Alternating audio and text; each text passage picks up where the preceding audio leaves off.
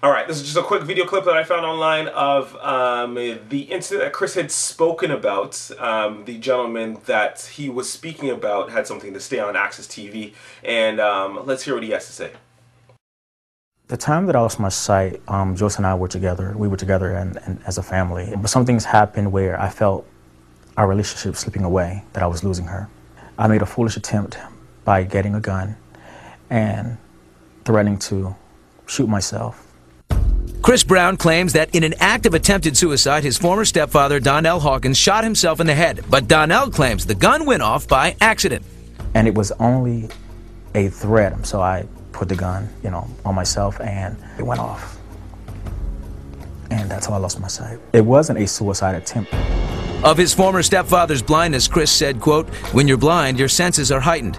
But he used to hit my mom. I remember one night he made her nose bleed." I know that Chris misunderstood that incident. Yes, there was an incident where she ended up with a bloody nose, and I remember it. I had been out one night with another female, and I came home that morning, and she was very upset, and I understood that. Tempers flared, and in my attempt to console her, as I usually did, I got up to walk towards her and I tripped. Our faces hit, our heads collided. There was no kind of domestic violence. But Chris claimed the abuse at home got so bad that he vowed to kill Donnell by the time he was 15. He said in an article that he wanted to kill me, something about take a baseball bat and come to my job or something.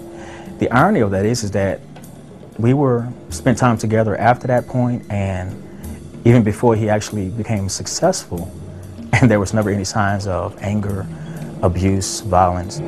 But Donnell admits he did get physical with Chris on one occasion.